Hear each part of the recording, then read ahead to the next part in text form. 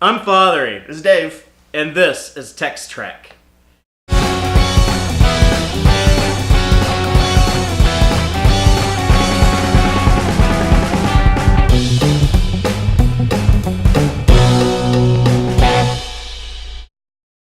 And in this installment of the Tex-Trek podcast, we are going to be talking about episode 5 of Star Trek Discovery. How many episodes have we had now? Yeah, this is 5. Two-part. If I was to just break it up by theme, two-parter, finding the Discovery, Discovering the Discovery. Discovering the Discovery. Then they getting to know the tardigrade. Getting to know the tardigrade, and getting to know Harry Mudd. Yeah, we're on getting to know Harry Mudd now. is that their thing? Getting to know blank. With episode 5, Choose Your Pain.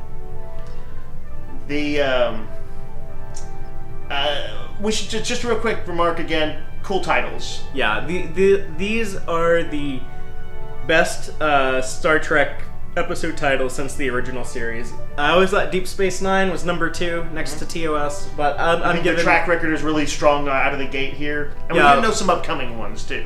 Yeah, they've been promoting them, honestly. I still wish that we had text after the teaser on screen that showed the name of the episode. Mm-hmm. But I guess I just have to acknowledge that TV shows do not do that anymore, unless you're the Orville. Right. Oh, do they do that? Yeah. Oh, interesting. I think presumably they just felt like we're gonna seem so out of step if we're flashing our titles like that. It's just not done. It's what you talk about in the after show. That is the proper way of doing things. But what you do now is on TV shows, which we didn't do in the old days, is say things like shit or fuck on the show. Yeah, they do now. But we'll get into that. Just real quick, something else you mentioned about the titles earlier struck me, is you pointed out that they're also not spoiler titles. And I think that's a good point. They're real evocative. Yeah, they're evocative. They're enticing. Like, oh, what's this one called? It was Choose Your Pain. Choose Your Pain. You're like, oh, that could mean a lot of things. We do know, like if you watch the preview, you know that like Lorca gets taken by the Klingons. So you're like, oh, that sounds like it probably has something to do with that, and it does. But it's not what I would have guessed from just based on that trailer that I saw. It actually had a very specific meaning, kind of like the Vulcan hello. Not going to be something that you can easily guess, but kind of makes you wonder. Yeah, which I think is cool. I like it. It reminds me of the season finale of season 3 of Babylon 5. Mm-hmm. Was called Babylon 5 had some badass titles, but this one wasn't. It was just called Zahadum. Oh, right, like the Shadow Homeworld. Yeah. Which, not to spoil anything for B5 if you haven't seen that yet, but I just remember J. Michael Straczynski saying he had to keep the name of that episode secret for so long because he didn't want people to know, okay, this is the episode where we finally go to the Shadow Homeworld. Mm-hmm. He didn't want people to have that figured out yet. But I've always thought, you could have just named it something more mysterious or more enticing or and less on the nose. Right, something a trip to the Borderlands or something like that. But we're not here to talk about B5. We're here to talk about Star Trek Discovery. So this episode... just a quick rundown of what happened. We open with Michael Burnham having a dream where she's basically seeing herself as the tardigrade, or seeing the tardigrade as a mirror in which she sees a reflection. That's an interesting point. Mirror, you say? Yeah. We'll come back to that later. I don't know if there's any connections to mirrors in Star Trek, but every now in Discovery we kind of hear or see something related to a mirror. You know what? But at the end of the episode there was something with a mirror too. What's up with that? But she's concerned about the tardigrade. We saw that in last week's episode. This jump drive that they've obviously continued to use. They're now calling they call it the spore S drive. Yeah, the S drive, the spore drive. It's not good for all the you tardigrade. cool people are going to want to start just calling it the S drive because that'll be what the cool people say. We bring in Dr. Kolber again. We get to see more of him. He is diagnosing Ripper the tardigrade for Michael. He confirms that this thing is in bad shape. This is not going to be healthy for it. It could easily die if you keep doing this. Lorca is under orders by Starfleet to stop using the S drive so much. They're trying to find out how to replicate what the Discovery is doing and use that technology to give Starfleet an advantage in the war with the Klingons. So they're worried about that. Lorca's disappointed because he wants to stay in the heart of the fight and continue, to kick Klingon ass with his cool spore drive. He is captured. He clearly made a bad call on that because he was immediately became a potential liability. Yeah, he's been captured by the Klingons. It looks like they found out about Discovery and the prototype spore drive. The Klingons have him. We meet another prisoner of war, Ash Tyler. We meet Harry Mudd, who we know from the original series and the animated series. While that's going on, Fatheree is left in command of the Discovery.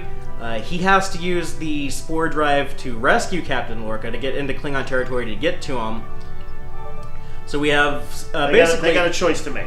They're like, if we want to get the captain back, we got to use the drive. We're going to use the drive. We're going to kill the tardigrade. Yeah, are we going to kill the tardigrade? And Saru says do it, but Stamets and Kolber and Tilly and Michael Burnham kind of all get together, and they find an alternative. They find a way to use tardigrade DNA inside of a human to make the spore drive work, or make the navigational part of the spore drive work. Lorca escapes. In classic Trek tradition, I should say, he injected himself. Yeah. What are you going to do if you get a cure? You got to inject yourself and try it out. Lorca and Tyler escape. They leave Mudd behind because he was an asshole who was collaborating with their Klingon captors. Yep. Definitely a slightly more sinister take. Well, I'm sure we'll talk about it more. Yeah. Saru jumps the ship into Klingon territory and is able to rescue Captain Lorca. And the tardigrade is really sick now, and so they release him into space with some space spores and set him free. And did he warp off at warp tardigrade? Yeah, speed? he went into the mycelium network. Okay, yeah. Which they explained, I guess, that the mycelium does extend, and maybe they had talked about this before, but extends sort of into subspace. Yeah, they have some good technobabble on that. But yeah, that's pretty much the episode. We end with something weird has happened to Stamets now that he's been shot up with the tardigrade DNA. He has a weird kind of delay with his reflection in the mirror. Mm-hmm. Which we, as far as mirror references it wasn't just a delay. He walked off, and then his mirror self was just staring at him. Yeah, and then the mirror self walked off. Yeah. But the Battle of the Binary Stars, second episode of the show, when T'Kuvma needs a replacement torchbearer, and we see Vok for the first time. He steps up and volunteers, and he's kind of the outcast Klingon because he was born with albinoism. And T'Kuvma's like, I don't see your weird white skin as a deformity. I see it as a mirror. I see myself reflected in it. And I took that to mean because he saw himself as an outsider. We saw him being bullied by kids and when he was a child, and so that was a mirror. It seemed like his way of just sort of cementing a sort of personal connection, maybe, to Vok. Then in the third episode, Context is for Kings, we have Michael reciting a novel called Alice Through the Looking Glass. We actually see the book at the end of the episode. The next episode, it opens with Michael trying on her uniform. She just pulled out of the synthesizer, and she's looking at herself in a mirror and says, it's like a hologram of herself, and then she says, "Computer, cancel mirror." Yeah. This episode starts with her seeing a reflection of herself in the tardigrade, and then we have a weird mirror thing at the end. Yeah, you pointed all this stuff out, and dumbass me had not particularly noticed it. I don't tend to do a lot of meta-analysis thinking about that, and part of it is kind of just how I'm wired, and part of it is sort of intentional choice on my part, so I can be surprised. But if nothing else, and I guess spoiler warning, we feel like the elephant in the room is we feel like we might be leading towards something mirror universe-y, something. Yeah, we don't know. Jonathan Frakes and Alex Kurtzman now have both kind of said, that's gonna be There's gonna be a thing. There's gonna be some mirror universe something, which is kind of crazy. Yeah, and I'm not sure how they're going to try to work that into continuity with the mirror universe being such a surprise to Kirk and Spock. Right. But we already know. I mean, dude's got a Gorn and a Tribble in his office. He has a spore drive that would revolutionize the world the universe if it got out. Clearly, things are probably not going to get out. For whatever reason, things aren't going to get out. And I do suspect that they are, whatever they do with the mirror universe is not going to be sort of they go and they meet their mirror counterparts and have an adventure. It is going to, I think they're going to try and subvert expectations and do something unusual with it. I don't know what it is, something to do with the spore drive, probably, but I do think that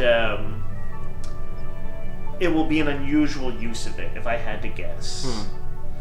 Yeah, I would like to see them... You sound dubious. Do you think it's going to be like they just meet evil versions of themselves?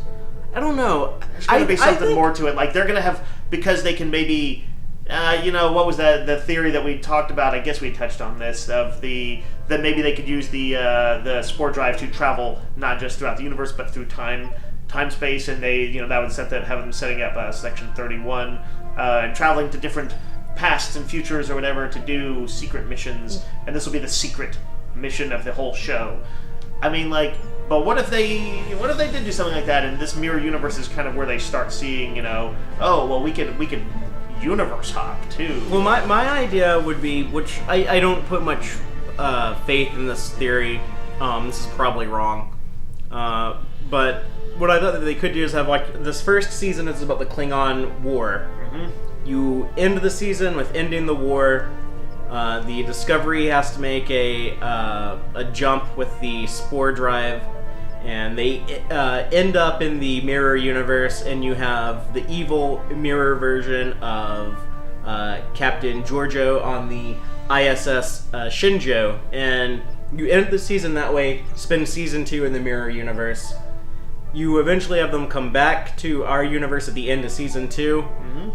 And that's when you would jump into the future, into the post Voyager, post Nemesis era, and you can bring in actors from TNG and DS9 and Voyager and tell a story in that time period, and kind of do something instead of every this episode. Isn't some little theory. This is a big theory. I kind of like the scope of it. Well, it's kind of like Quantum Leap, which I know you said you never watched. Right. Or did you ever watch Sliders? Nope.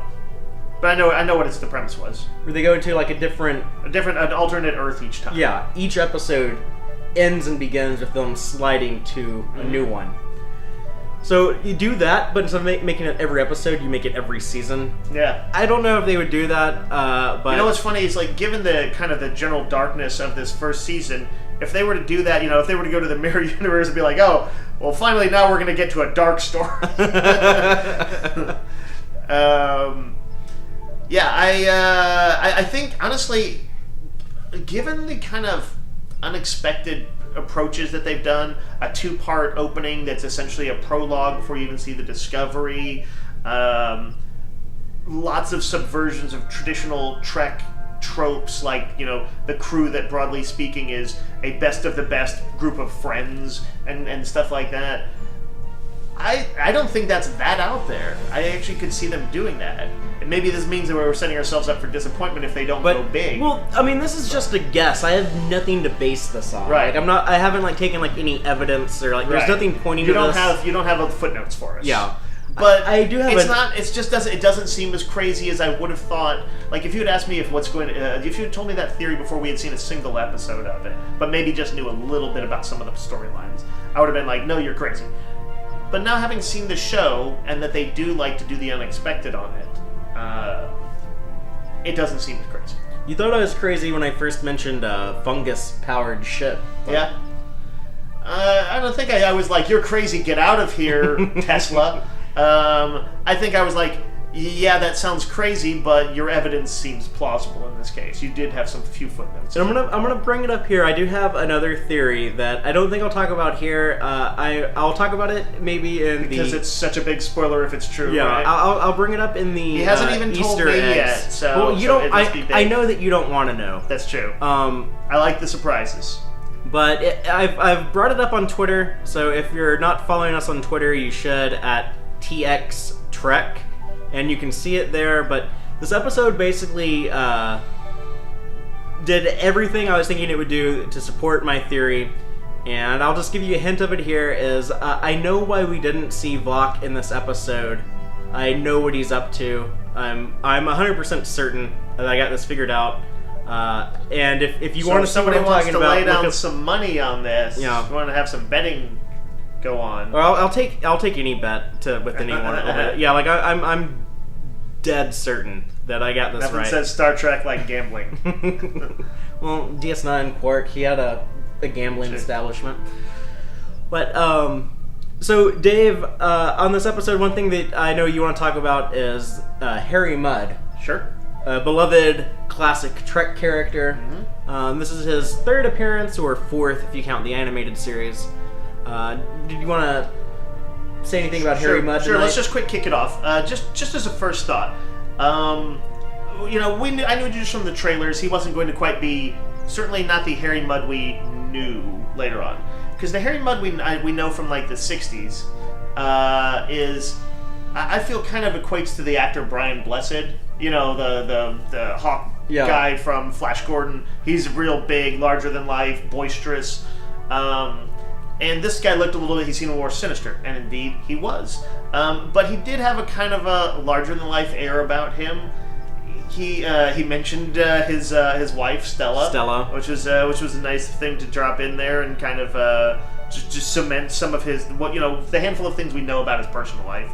And he even mentioned buying a moon for her. I love that we got more backstory on his marriage with Stella. It all sounds super believable, like things that in the same spirit of how they were writing the character in the 60s, that if you had asked those writers to, elaborate on Mudd's origin, that might have been something that they came up with.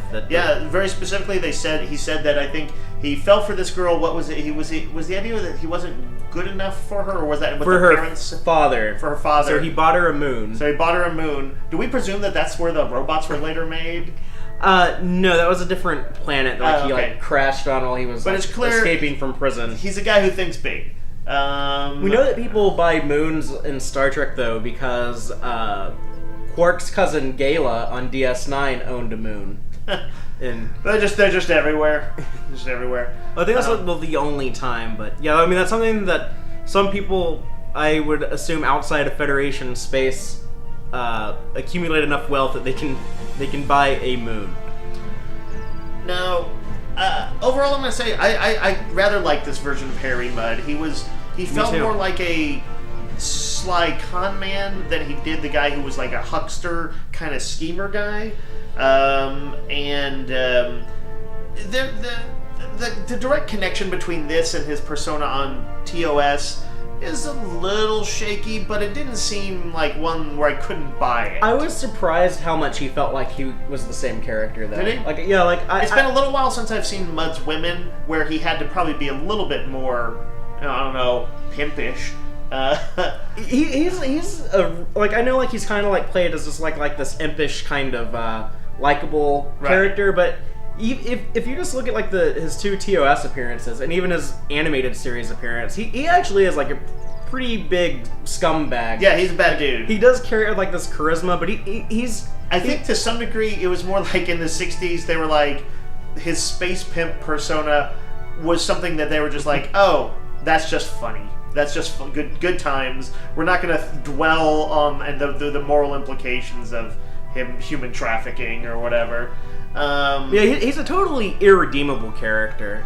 He's a guy who could possibly team up with the good guys in certain situations, like he did a little bit in I, Mudd. Right. But at the end of the day, you're very fond of pointing out that's not canonical. No, I, Mudd was the season 2 original series episode. Right. No, I thought you were going to mention the animated. No, one. Mudd's Passion. Right. Yeah, that's when he worked together to help get out of the robot. Robot planet. Right. But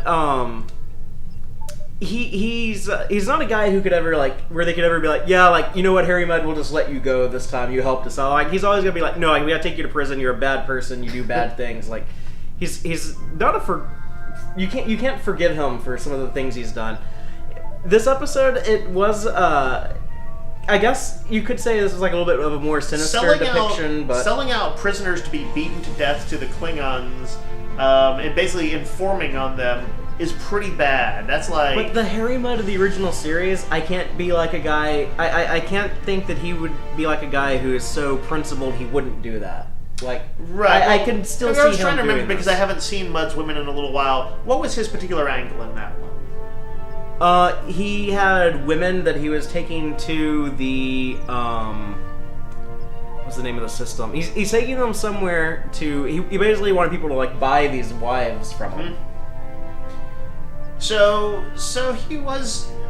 I mean, were they coerced? They were women that like he got because they were ugly, and he's like, I can give you a drug that makes you right. That somehow like you take this drug and it like does your hair and makeup and your wardrobe even looks better, and all of a sudden like we'll give you the perfect bouffant. You're lit with these really unusual lights that don't exist on the set whenever there's a wide muted shot, kind of violet lights. Yeah. But like somehow whenever there's a close up, the lighting is different. Yes. A really weird drug, and that's how he's able to like recruit them. Okay.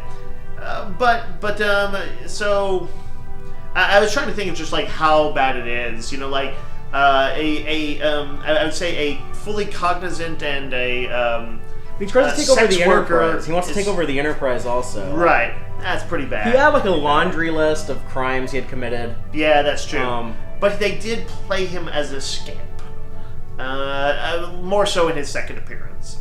Definitely more so in his second appearance. I think he's almost like a kind of guy who seems buffoonish, but then is surprisingly sly and dangerous. Or that's a little bit of the read on him.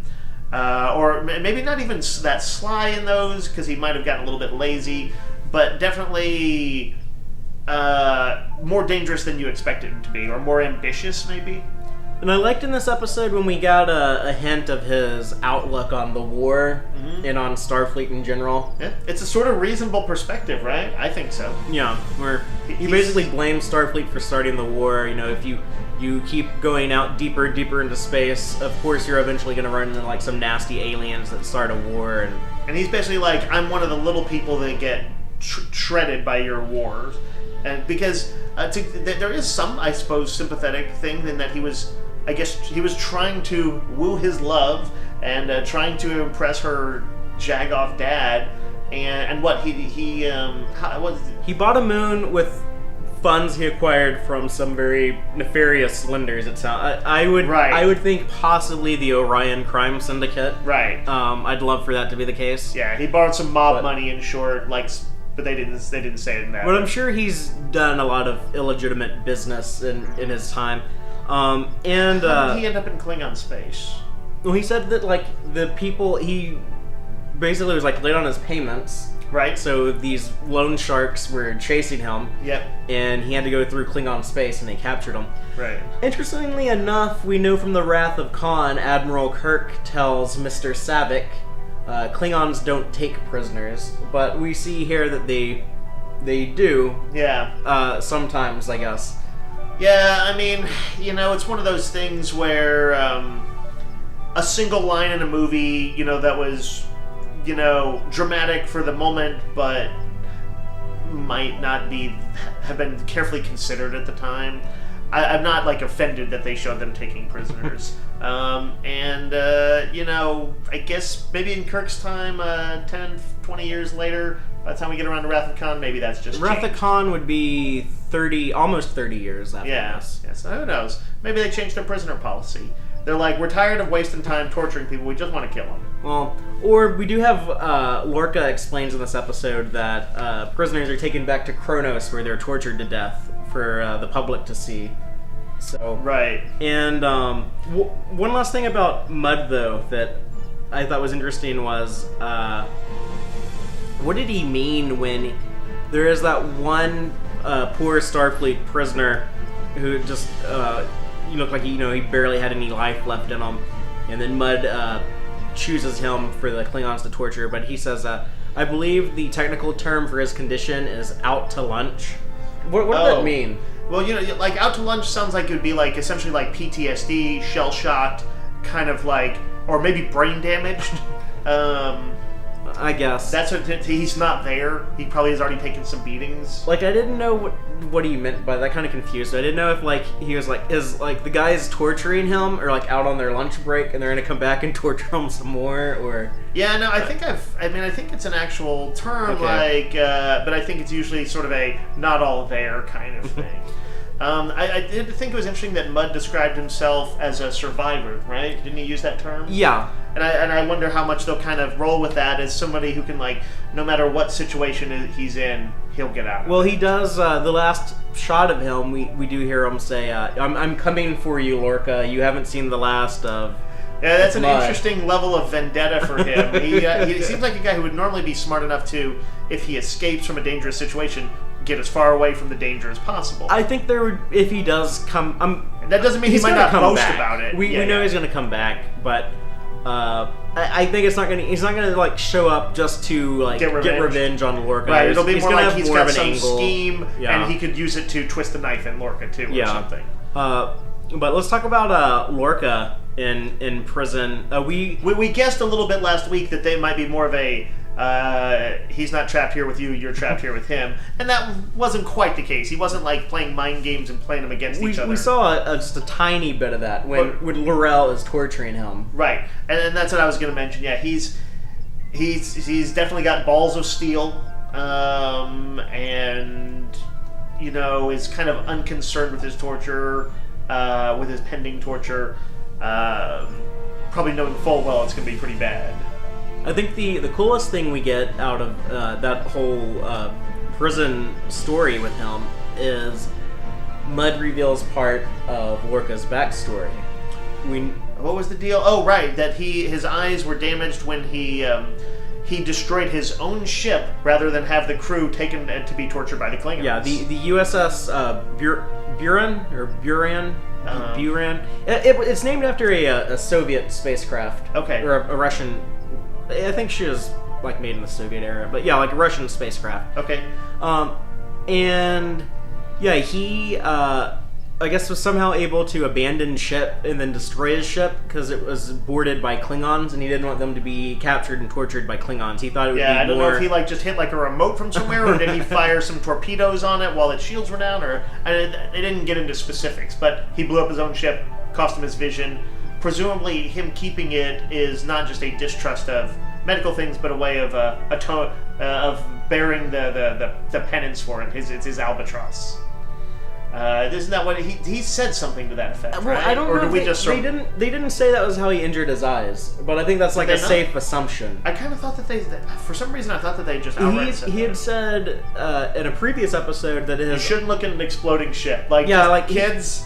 Don't just look right at the ship when you blow it up. He said that he has to... You're going to want to. He has to adjust to changes in light slowly. It was part of a recent battle injury that he had received. He didn't want to... He wanted to keep his own natural eyes. Yeah. So with that, an injury like that, your retinas can be damaged if you see something really bright. And we know that like he destroyed his own ship, so that's a likely assumption. I'm guessing that's the case. What do you think about Lorca's choice to kill everyone on his ship, basically, as a crew? It's one of those kind of... It's the moral and horrible thing to do, I guess. If you think there's no other choice, then it was the moral thing to do, and it just... You're basically deciding, I'm going to forever scar myself to do this. Which, you know, if it's that or, like, you know, 200-300 people, whatever, being tortured... then, you know, including people that you're, you know, presumably were your friends, your closest allies, then he made the right call. Now, as to, dramatically speaking, I think it's an interesting facet of him. It definitely makes him a more sympathetic character. You're like, oh, well, if he's a warmonger, if he does bad things on the way to victory, well, we understand a little bit of why now. You know, he's seen... We know why he's the most fucked up captain. Right. On that note, though, Captain Picard, who received some traumatic experiences that fucked him up as well with the Borg, we did see Captain Picard kill one of his own crewmen in Star Trek First Contact, Ensign Lynch, who was being captured and assimilated by the Borg. Who reaches out? How did he kill him? He shot him with a phaser. Okay, but like Picard, in charge of like the Borg army or advising them, was probably responsible for the deaths of what, tens of thousands or billions. This was when Picard is like in human form. Oh. And this guy is getting assimilated by the Borg, and he reaches out, he's like, Captain, help me, and right. Picard shoots him dead with a phaser. Right. It's kind of like so you see sort of Lorca's thing as maybe like a larger scale version of that. Or wait, yeah, no, that wasn't Ensign Lynch. Ensign Lynch was the guy he killed on the holodeck. But this was some guy on the Enterprise E that like, I think that's kind of like the same thing as what Lorca was doing. Yeah, it's an interesting notion that where Picard, it was like damaging, but I think overall he was kind of mentally healthy enough to move past it and still be somewhat damaged. Lorca is like not gone. He's not Captain Ahab yet, although I think that was his particular way of snapping, was to become that for a while. But it definitely like sort of permanently damaged him in a bigger way than it did for Picard. Mm-hmm. But I like it. It's a little melodramatic. Especially if that is kind of like his eyesight thing. It's kind of it's very poetic. That he should intentionally leave his eyes injured to remind himself of his pain and stuff like that. It's a little melodramatic, but I like it. It's going to be a pain in the ass to like have that in every episode. Like he can't be in a room where like the lights turn on all of a sudden. It did strike me a little bit as some of those like in the first Encounter at Farpoint. There were some things they brought up that like Picard doesn't like kids, and they bring that up a lot. They did bring that up a lot, but I'm like, it didn't feel like a story as something that had a lot of places to go. It did sort of. I mean, broadly, it did fit his character arc, which was he had to kind of unwind, he had to unclench, he had to be able to become Henry V and walk among the troops. But I'm trying to remember. I felt like there was a few other plot points. Data's arc for sure was his absolute character arc.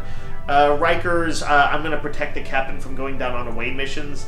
That's kind of a non-starter because you need that to happen for the show. So like there were a few other things I've been like. If you create a subplot that doesn't have like an obvious application to the show. It does visually make him interesting because he's always in darkness, right? So that is kind of cool. His rooms are always going to be lit darkly, and he's going to look more sinister and stuff like that. I don't think that's the craziest idea. They're clearly mirror symbolism. They're clearly running with sort of visual motifs, and it is kind of a little bit weird that do you think there's any literal thing with the mirrors, like they are slowly, every time they use the spore drive, drifting a little bit closer, like it's pulling them closer to the mirror universe. Oh, that's possible. And that like these mirror images, but I'm like, she read through the looking glasses like a kid.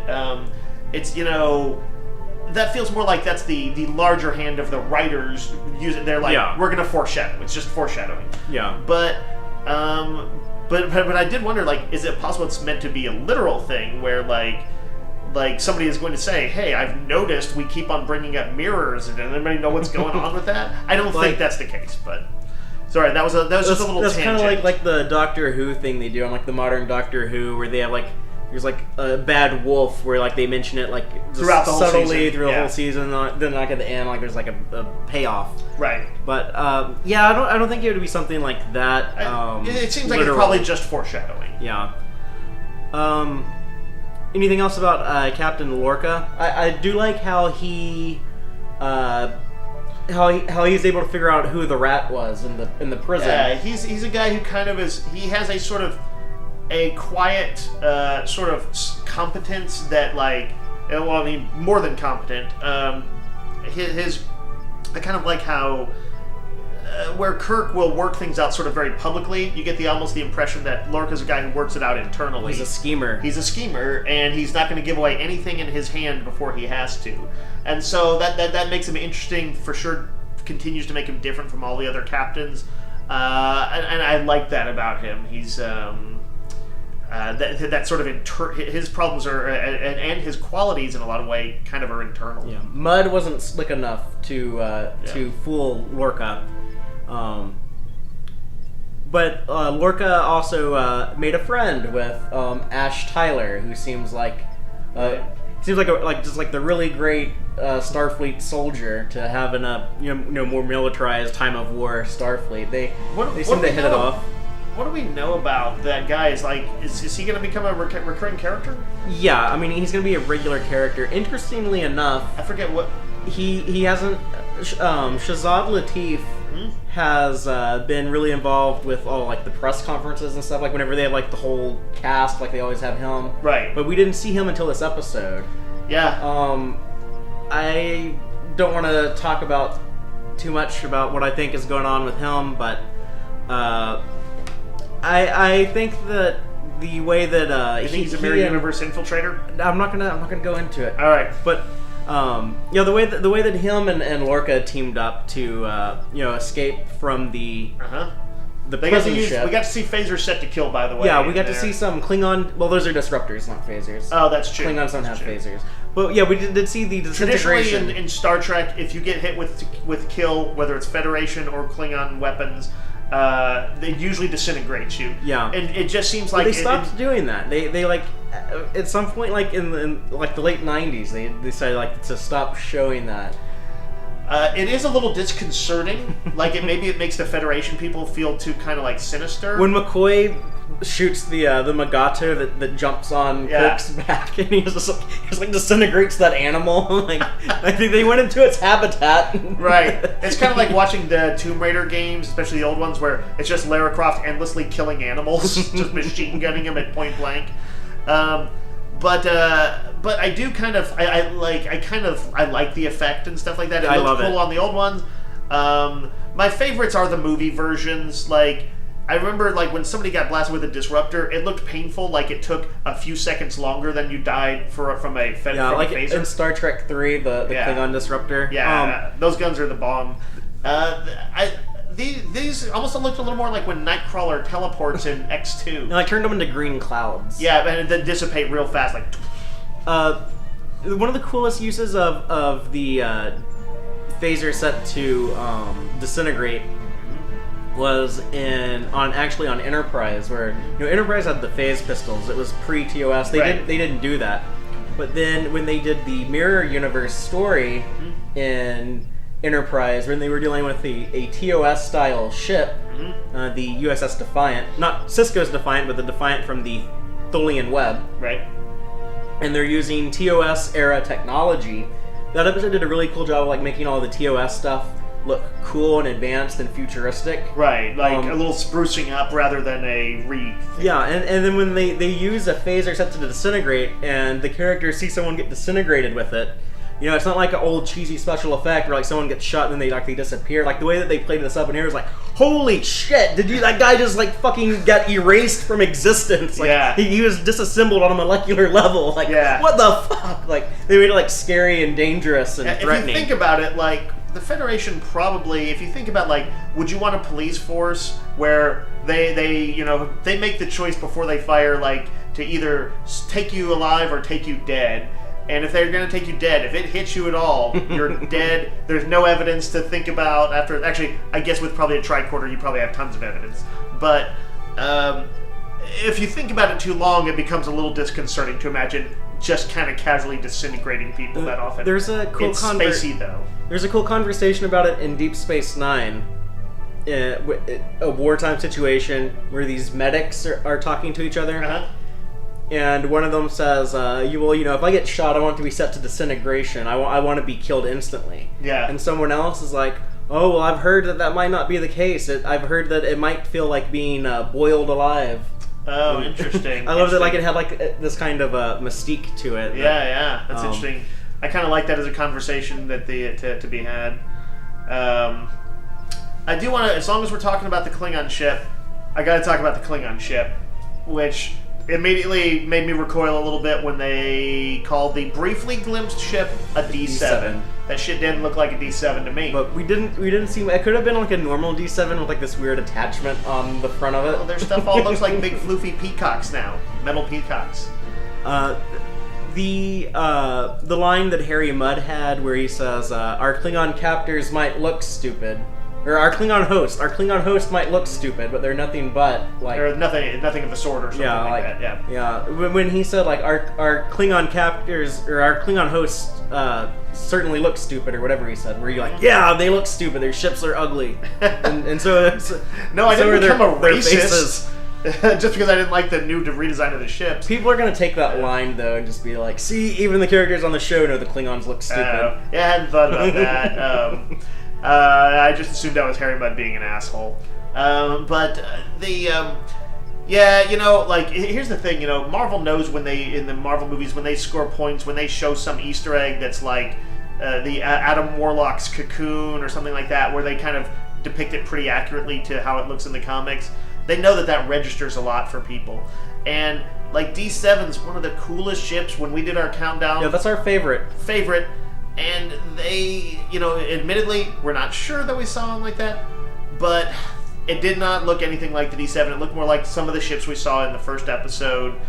And it would have been so cool if it had looked basically like the TOS D7. Yeah, no, I agree completely. I was disappointed in that, and I was also... I didn't like their little Peacock fighter ships that they were the Raiders. Yeah, aside from the fact that I'm just not used to Star Trek using Raider-type ships, using individual-type ships. They usually seem to be capital ships. Yeah, we've seen a little bit of people in, like, small combat shuttles, but not very much. Usually it's just Spock in one of the Kelvin-verse movies. In the jellyfish. Yeah. Designed by Brian Hitch.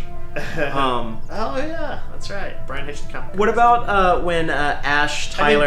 By the way, to give them their due, the special effects on all of these are amazing looking. When Lorca's in the cockpit and just like you see how the lights are from the console and stuff are playing across his face, it's 100% believable. I don't love how the ships look and even the concept of them escaping in like a little tiny kind of TIE fighter kind of ship. Picard and Data did it in Nemesis. Did they? I mean.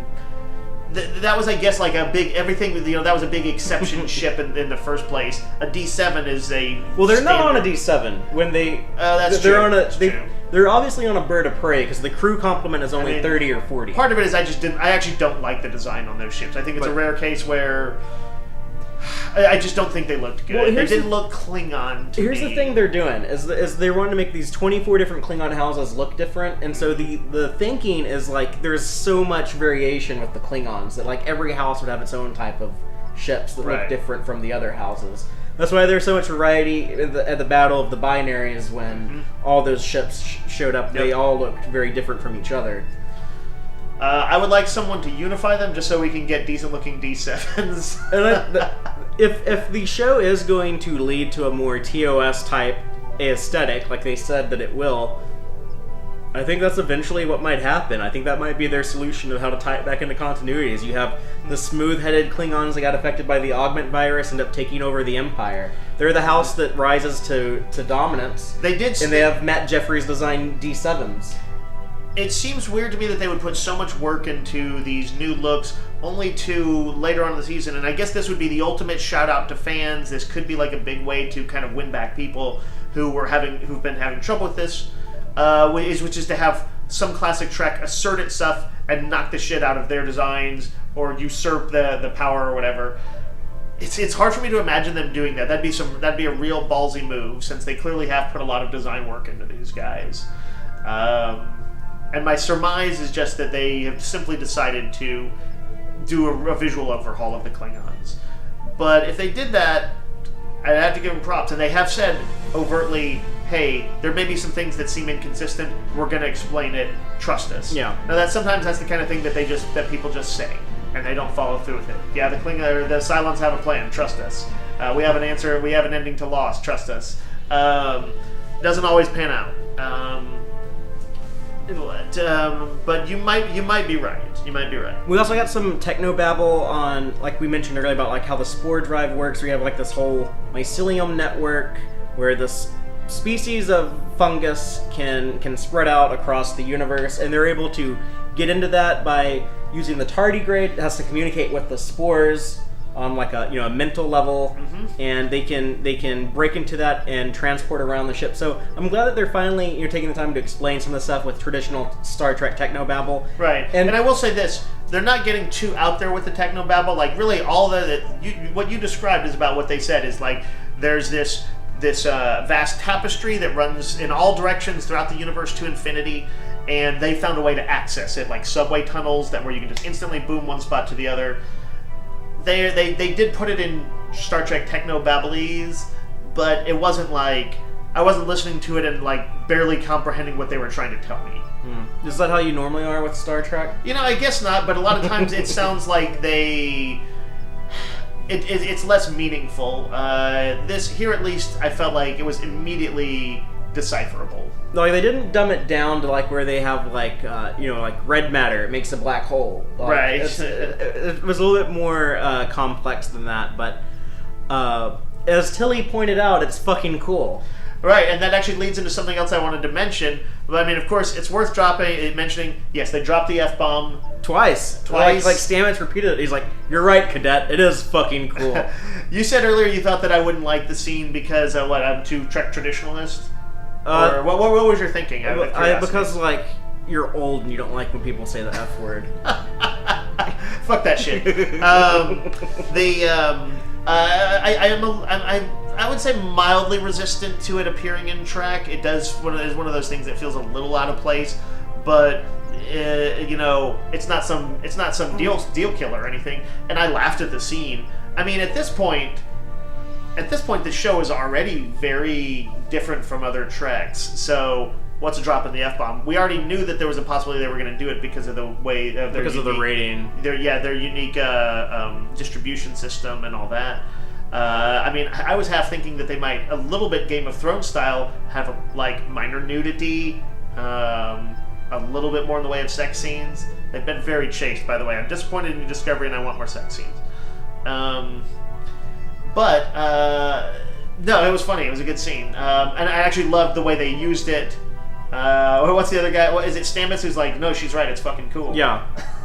But on the original series, they couldn't. They had to say things like "to the devil with you," right? And blast it, and what in blazes. Yeah. And but so did every other TV show at the time. And I think that's just like part of our cultural evolution in media. Is like, I don't think it's a big deal when people say the fuck word.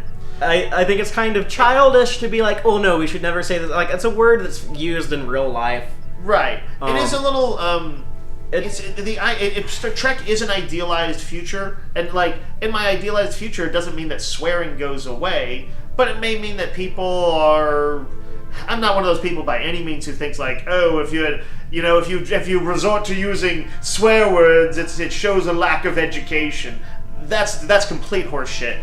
But I could see how they're broadly more refined than we are, and may not feel the cause as much as we do. They live in a world that has less want in it, broadly speaking. So, but that's a thinking that I think they just wanted to represent the real world a little bit more on Discovery. It's a little bit like comics. I think it's kind of unrealistic in like TV that's on a normal network where you're limited in what you can get away with. And you have like someone get shot. Yeah. And like they don't say like, oh my fucking god. Like I think it's like kind of unrealistic. But I watched that TV show The Shield, so these guys on the show are like corrupt cops working for like one of those LAPD strike forces. And like more or less like a SWAT team kind of thing, but a smaller unit. That was on FX, and at the time, and maybe still, they couldn't say anything really beyond shit. So they use that all the time. They just said shit constantly. And they're like, this piece of shit, we're gonna knock this shit out of him. But they couldn't drop the F-bomb. There was a few other things they'd throw out, but it felt weird because the show was so raw otherwise, and it was a really good show. But it was a weird thing, a barrier that they couldn't cross, and I was like, man, with all the other stuff they do on the show, and they can't say fuck, it was weird. Yeah. But on that note, we have, Stamets pointing out how fucking cool it is. We get to see more of Stamets and his relationship with Dr. Culber. Right. Actually, before you get to that, though, I do want to say, of that scene, the thing that was actually a little more remarkable to me was it's the closest I felt to kind of like the characters gelling the way they did in a more traditional Trek way as they resolve a problem. You had I love the team effort of like right. the problem You had three solving. characters kind of working together as a team, not hating each other completely for the moment, just kind of all enthused and interested in what they were doing and trying to do something good. So it was a slow move towards Stamets wasn't resistant when Michael came to him and was like, we need to like save the tardigrade, and he's like, well, it was never my idea to use a living creature and all this stuff, and he's even like he's being a dick to her. He's like, what are you doing with your mouth and like all of that shit. But like he wasn't like, no, I'm gonna use this tardy. He's like, no, like you got a point. I'll work with you. I'll help you do this. He's just a prickish guy. What do you think about him and Dr. Culber, though? Happy to see them together. I really liked their scenes together. I like the kind of tension, the tension you could perceive when they're among other people, where they're kind of, it's like I don't know if people know that they must know that they're together, right? Yeah, I mean, it looked like they were sharing quarters. In general, they were, they're like, well, we're at work, and so we're not going to talk about this right now. But there were little undercurrents of tension between them that I thought were well handled and subtly acted by the actors.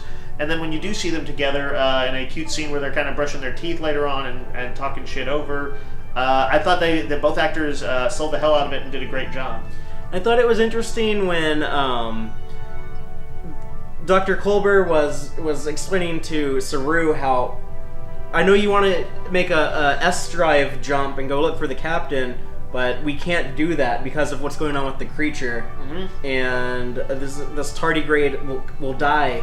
And Saru turns to Stamets and he's like, okay, well, I'm ordering you to do this this jump anyways, regardless of what this doctor / your boyfriend over here is saying. Yeah. Can I rely on you to follow orders? And Stamets says yes. And how and I was like, man, like Saru, like you're kind of being a dick. Like I don't want this creature to die. I feel sorry for it. Right. But he was like, he kind of like explained himself. He's like, I don't want to be in the situation, but I know that we got to save our captain. I'll take responsibility if this is a sentient being and we end up killing it. Right. You know what? It hadn't quite occurred to me while I was watching it, but thinking about it, a lot of TV shows structure parallel plot points. In a very simple way, on an episode of Arrow, there'll be something going on in the present that will in some way reflect something that happened to him on the island. Yeah, and that continues to happen for 5 years. Right. It's like, I fought Deathstroke, just like I did exactly 5 years ago. I'm teaming up with Katana, exactly like I did 5 years ago. I rein it in, you big baby. My point is, though, they put Saru in something of the role of Lorca. He has to do something potentially very bad that could be for a greater good, and he has to make a similar sort of decision. He has to, what is it? What's the title of the episode? Choose your pain. He has to choose his pain. Yes. And he was like, I will take that guilt or angst or whatever, and deal with it.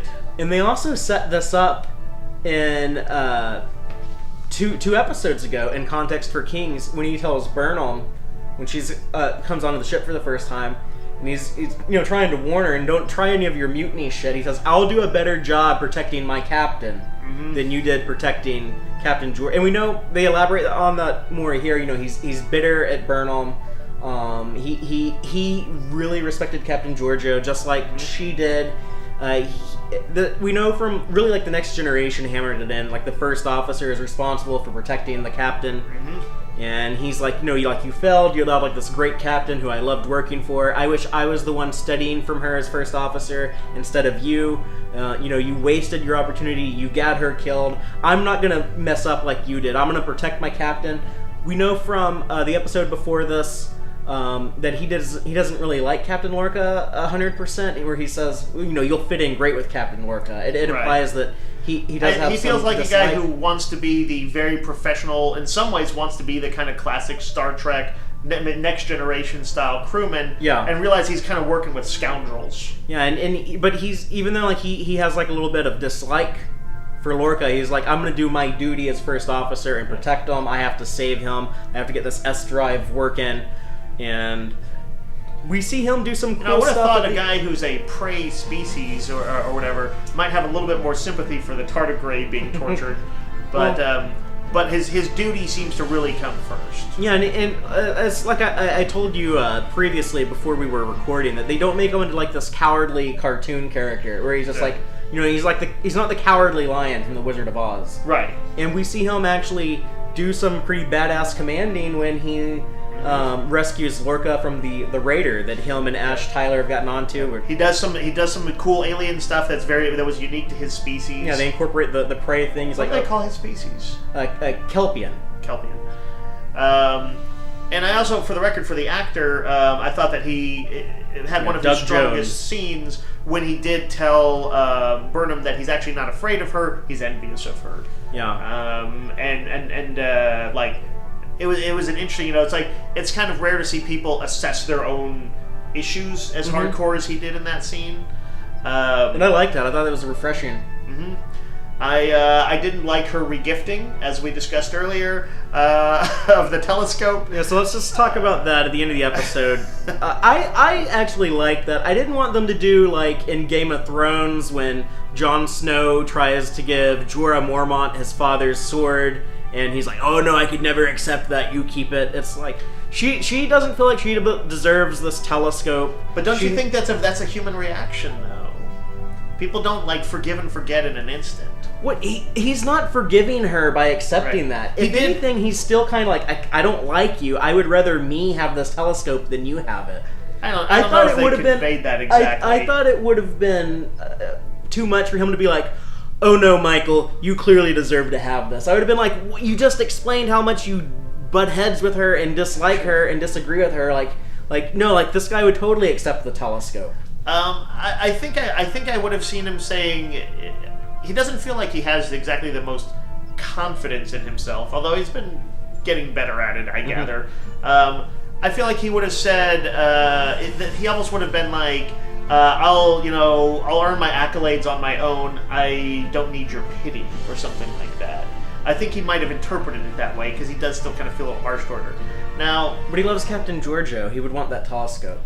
Maybe. I don't know. They all think that like she. I don't know how Kelpians are about souvenirs. maybe they really love them. Maybe they're like, that's just a chunk of metal. On that note, though, like his confidence and his self-evaluation, when he was looking up all like, what do I need to do to be like the greatest Starfleet captains? He looks up all the greatest Star Trek captains or Starfleet captains. That was an interesting notion. Those are like all the captains that like canonically we know about that would be like, right. They have Jonathan Archer from Enterprise. They have Captain Robert April, Captain Christopher Pike, Captain Giorgio. Yeah. So. It's the tradition, by the way, is usually if you're going to name something, you name three things. You're going to be like Thomas Edison, Tesla, and Gorlon of Saturn V. Or you do like the Wright brothers, Elon Musk, and Zephyr Cochrane. Right.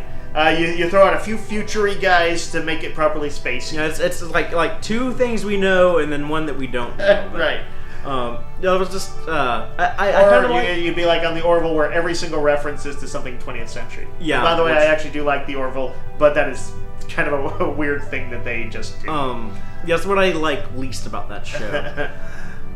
But I kind of wish they would have like put in like some captains in there that like we didn't know. It's like, well, these are like everyone that we know about at this time period. I guess part of it might have just been a this is a minor thing, they do like to do some Easter eggs and stuff. So yeah, I'm a little surprised that they didn't drop in a few other captains from just from whether they were from novels or slightly lesser known captains from like or just mix some up, just like throw in something new. Right. But they wanted to flash the screen up real quick, and you get the idea. Here's who he's comparing to. So I guess if they want to, in a real quick visual pinch, do that, then it should be the captains we know, all of whom earned their accolades. Speaking of Easter eggs, they mentioned the planet Benzar, which is where the Benzarites are from. The blue aliens on the Next Generation, they have like the vape mod on their face. Yeah. That's another thing. Star Trek is always getting accolades for inventing communicators and sliding doors and stuff like that, and tricorder type stuff. That's like our phones now. Why aren't they getting credit for inventing vaping? Yeah. I recently had to give up vaping so I can afford Star Trek Discovery merchandise, but that's true. That's an interesting. That's quite the trade-off. That fits the Star Trek self-improvement ethos, though, sort of, I guess.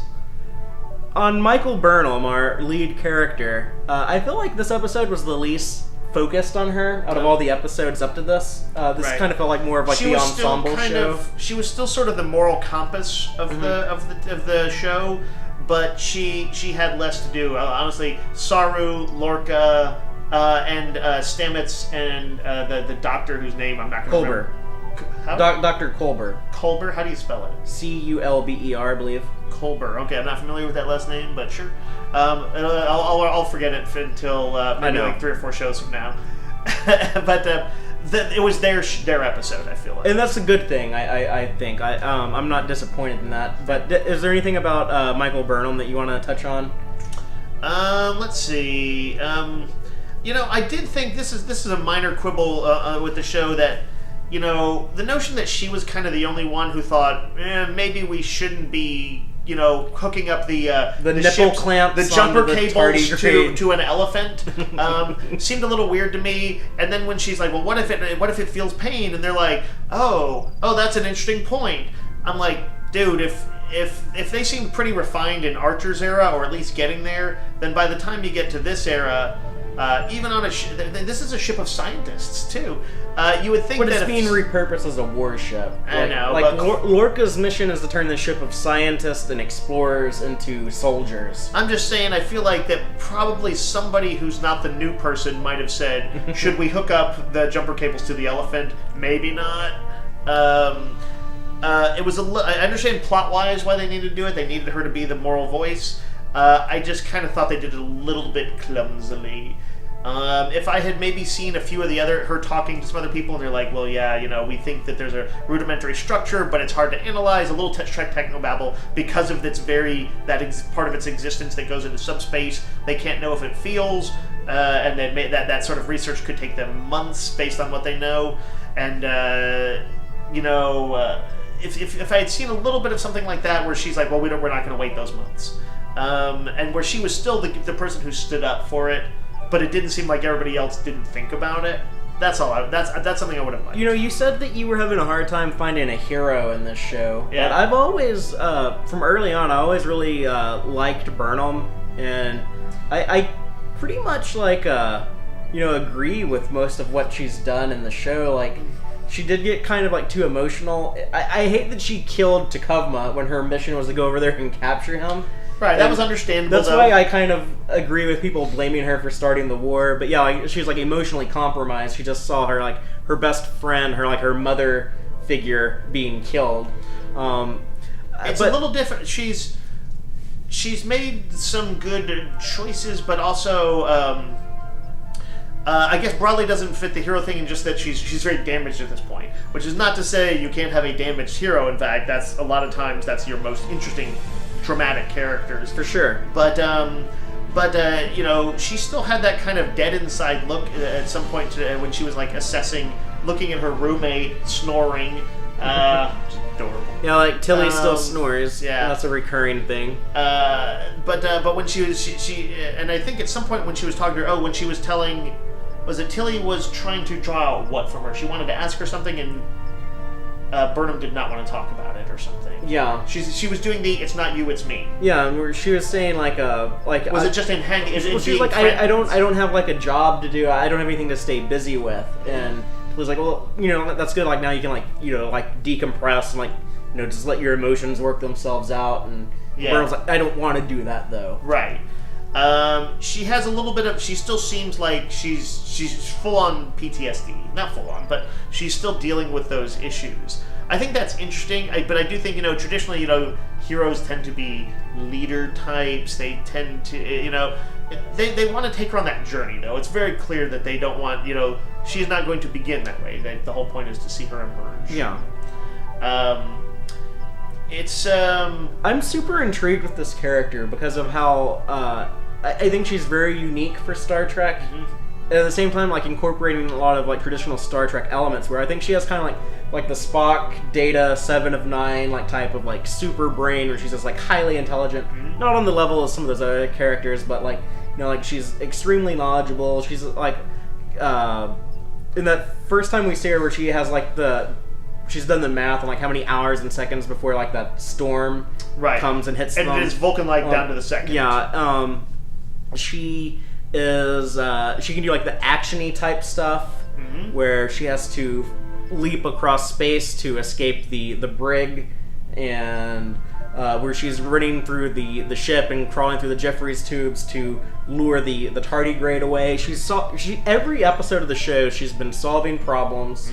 You know what I think is maybe my issue sort of with her is honestly kind of her not cruelty. That's not like that. But she was cruel to Saru.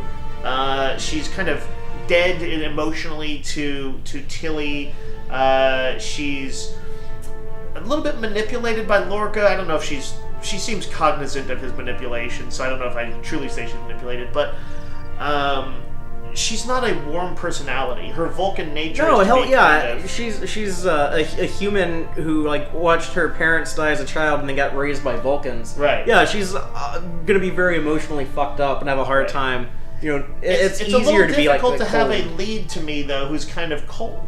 Usually, you know, you might have somebody who's compromised, but there's generally sort of a warmer aura to them. I guess is the tradition, not just in Star Trek. You like Batman though.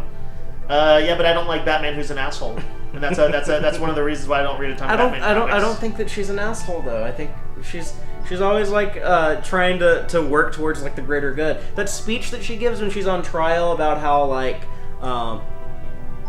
you know, like, I've always wanted to, like, uphold the values of the Federation and serve this great institution that is Starfleet. Like she's like a true believer.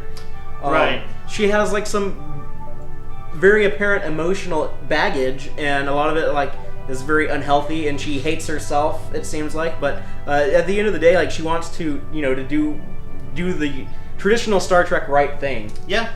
No, I like and sort of dislike the character. I think part of it is honestly a first impressions thing, that the first 2 episodes did kind of depict her as you know, first time we see her talking to Michelle Yeoh, she's bitching about she's being passive aggressive in a very Vulcan way. She was kind of cruel to Saru. And she, you know, she mutinied with very good reason, but you know, as first impressions go, it's so, I think it was so removed from Trek that I'm still kind of processing it. Okay. Well, you'll come to realize the value in this very unique Star Trek character who is going to be a great contribution to the franchise, I believe. I think that's certainly possible. But it is interesting, you know, like, have we ever had any Trek captain who wasn't... I think in some ways Picard was the least warm Cisco of the captains. Well, I don't take that because he had... You always see him being very fatherly to his kid. Yeah, he always had that. Yeah. Like, you usually, like, you offset their... you know, Picard in that first episode was like a little kind of a jerk to Wes, but he did sort of warm to him also. And then when he was sort of talking about humanity with Q, he was very sort of animated in his love of humanism. I think Captain Kirk's kind of an asshole in the original series. To anyone who's not Bones or Spock, he's always like, "Let's go, Lieutenant, get it right." And like he does, in the movies. That was Shatner one of those plays 60s. Yeah, that's one of those military traditions. The admirable kind of military guy who's a hard ass, who's a little bit of a hard ass, but like the crew loves him anyways because he's so good. That was a huge tradition that has fallen out of favor. Cyclops used to be that in the X-Men, and then he had to be basically portrayed as a dick. Yeah. It's interesting to see that, but yeah, Kirk. Shatner played that very differently in the '80s though. When they did the movies, he came off as like the more friendly type leader. It's true, and I think part of that was because at that point they tried to minimize. You know, there were not after Trek 2, not a ton of interactions with other crew members. It tended to be with the officers and the ones at that point who we kind of loved like a family, and so it was more like watching a family than it was. And that's part of it. Trek has a tradition of the bridge crews being family, and I'm like, oh, this family is a little bit more dysfunctional, or a lot. And I want him to be happy. Were you worried that Stamets was gonna die when he hooked the nipple clamps up to himself and did the spore drive jump when Savery's like standing over him? No. It was like they killed Commander Landry the last episode, and now or they want us to have like the Game of Thrones type thing where like no character is safe, anyone could die. Landry, she was not a strong character at that point. Stamets is. He's I think arguably he's in the top 2 characters. I love that mad scientist laugh he did, like this eureka moment. Yeah, he's like, oh shit, that worked, I did it. And now Stamets is a really good character. I mean, honestly, as far as characters go, for the kind of show it is, which is, I sort of like he and Lorca, I find him a little bit more interesting than Burnham. I don't know why that is. I just... yeah, but you said that Lorca's your favorite character. Yeah. And I don't... It's like maybe by a hair. I think he's the most interesting visually, or like not visually. He's the most interesting on screen, just as far as like his ability to command the screen. Yeah. But Burnham is a strong presence. I do like her. I think a lot of the characters are strong presence though. Like I love when Tilly is on screen. I love when Stamets is on screen. I love when Lorca is on screen. The only character that I really disliked, they killed. So. So everything is coming up for you. Everything's coming up Millhouse. Yeah, no, I'm liking the way the show is turning out. I am kind of getting tired of everything is just so militarized when Lorca is like, "What's your name, soldier?" and just like, I would like to see like a little bit more of like traditional, Star Trek, less the explorer. Yeah, side. just if they could tone that down just a little bit. Like I know like everyone loves Wrath of Khan and. If they could just like turn down like that, like it was like the future military space navy, just turn that knob down a little bit. Mm-hmm. I'd be happy. But other than that, yeah, like I'm still digging the show. Because they've chosen to make the first season for sure a wartime story. I imagine that is going to persist throughout it. I'll be curious to see if we do get some little side stories. When you've only got 13 episodes and we're on what 5. We just finished watching 5? Yeah, so 10 more. So yeah, we're at the 1/3 point. Yes. They don't have a ton of time to play around, but they got probably a little bit of space in there where if they want to sidetrack a little bit, arguably the tardigrade was sidetracking from the immediate battles with the Klingons. I don't think we're done with the tardigrade. I think Ripper is coming back. I think that's part of the reason why they made Landry such an unlikable asshole, so that we would forgive the tardigrade for killing her. Right. I think you're right. Dramatically, it works. You're like, that's like one of those it's like a bullfighter or whatever who was trying to stab the bull and got his ass run over. You're like, oh well. Yeah, I have a feeling that Ripper is going to come in, go to bat for him. He's going to be a Deus Ex Machina. He's going to show up. Yeah. Does he really have any reason to feel loyalty to the ship, though? He's like, y'all put nipple clamps on me. Well, what he may have is, it may be one of those things where, he, he may simply, it may not be loyalty to the ship, it may be loyalty to Burnham. He may just remember her on some sort of, whatever his intelligence level is. He at the very least remembers that she freed him, and, or maybe he'll remember Stamets. Maybe they have, some sort of, connective bond now because they've both tapped into that same subspace thing. If they had Spock on the ship, he could have mind melded with Ripper. True. And by the way, they showed Ripper drinking water in this one. That's why he has a water bowl. Yeah, it was like a dog drinking water. That's why he has to return. I think you're right. I think he'll return. I feel strongly confident in that. I'm saying as strongly confident as you feel in the theory that I don't know what it is. Yeah, about what Vok is up to. Any closing thoughts on this episode, Choose Your Pain? I think it's another strong one. I'm going to say 3.5 or 4 out of maybe 5. Yeah. Because I like to assign arbitrary numerical. Which I hate to do. I'd rather just have an hour-long conversation about the episode. I'm going to say you give it a 4.5 out of 5 then. It's hard for me to judge right now. I'm going to judge you. I get on such a high just being able to watch a new episode of Star Trek every week. And I feel like every week I'm going to be like, well, that was my favorite one so far. Right. But I do plan on doing some more videos of Easter eggs and just some additional thoughts. Theorizing. Any discrepancy explanations that I can provide. I know I'm behind on those. I'm so sorry about that.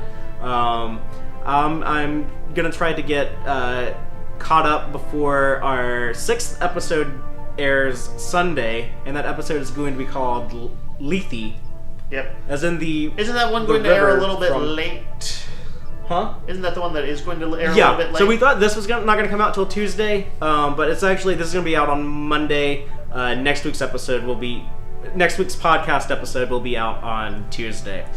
What do we think that Lethe is going to be out about? We neither of us watched the trailers, right? Yeah, I haven't watched the trailer, so I don't know. Lethe is the river in Hades in Greek mythology where when you drink it, you forget everything. Yeah. So is this going to be about somebody trying to put the past behind them? Is it going to be literal? Is there literally something that makes people forget? I don't know. I'm gonna say the episode is going to zero in on Burnham trying to get past her issues, and maybe trying to have Sarek see if he can tap into something in her and help her literally in some way put her past out of her head. Could be. We do know that.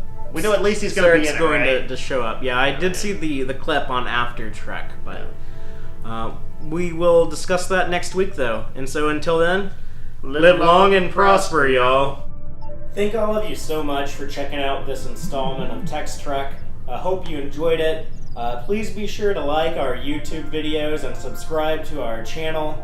Audio-only version of episodes are available at our website, www.tex-trek.com. Please check out our site, especially if you just want an audio-only podcast. We have that available for you. Y'all can also keep up with us online.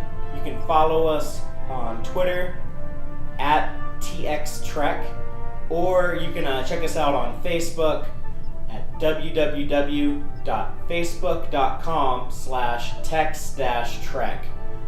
Please, by all means, let us know what you think by dropping a comment anywhere you see fit. We definitely want to hear your feedback. Let us know what you liked and what you would like to see more of, what you would like to see differently going forward. If you want to email me directly, go ahead. I can be reached at fathereeactual@tex-trek.com. Thank all y'all again. Take care.